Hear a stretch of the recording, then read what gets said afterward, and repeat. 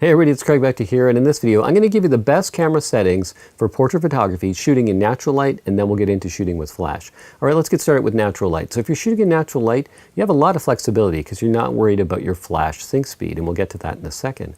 So I suggest a general rule is shooting at a shutter speed double the size of your lens. So let's say if you're shooting with a 70mm or an 85, or let's just make it simple, if you're shooting with a 100mm prime lens, then your shutter speed at a minimum should be 200. Although it'll be probably higher depending on your lighting situation. You can shoot all the way up to 8,000, whatever works. So I suggest looking at your in-camera meter and then taking a test shot, and then look at your histogram, make sure it's close to the right but not blowing out, and then also have a look at your highlight indicator warning, make sure that's on as well, and then just refer to that, and then if you need to make it a little brighter, you can. Now I don't use spot metering, it depends on your camera model what they call it, but I just do a general metering of the whole scene, and then I just look at it. And I think the best thing is to use your eyes and see what you think. Does it look too bright? Does it look too dark? One thing is to always have your LCD screen on the same setting. Set it for 3 or 4 or 5. Get used to how your image looks, because if it's on auto, it's going to vary depending on your lighting situation. It's going to be really hard to tell if you look at your LCD screen and you just gauge that if it's not always set the same. So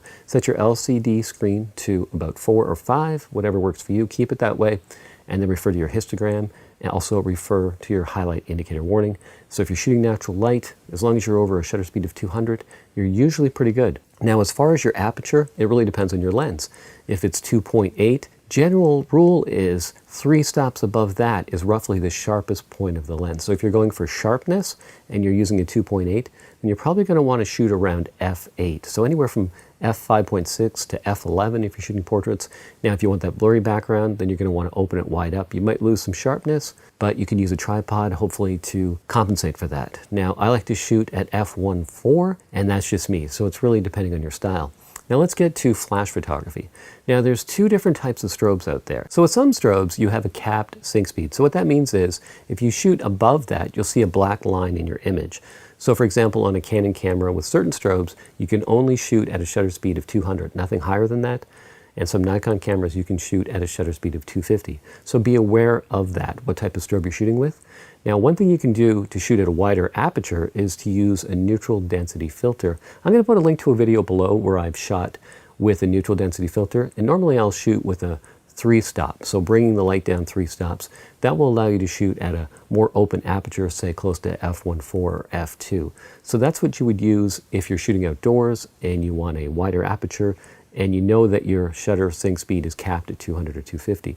So use an ND filter. Like I said, there's a video below this one. You can check that out. You really can't see a visible difference if you use a high quality filter like a B+W filter. Now also I have strobes that shoot at high speed sync. Now the difference is I can shoot up to a shutter speed of 8,000 and I don't have to use an ND filter, which is just one less thing to think about.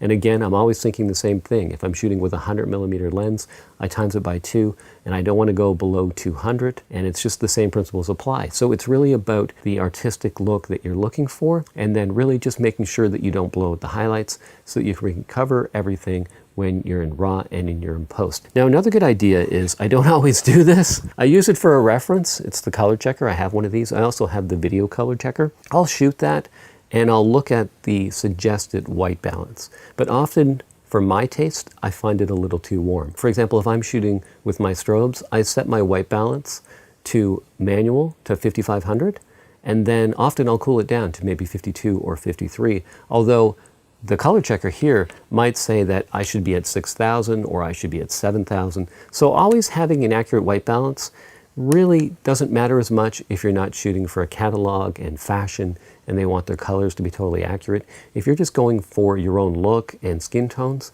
I often adjust those by eye. So hopefully these tips are helpful. If you have any questions, if something I said wasn't clear, just post them in the comments section below. If you found these tips helpful, give me a thumbs up. Also, if you feel like you want to share this video, just look below. You can click on share and share it with other photographers. And if you're not already a subscriber and you're new here, my name is Craig Bector, and I come out with new videos every week. So if you're into photography, just click on subscribe and hit that bell notification, and you'll get email updates when I release my weekly videos. All right, thanks for watching this video. Give me a thumbs up, leave a comment below, and I'll see you in the next video.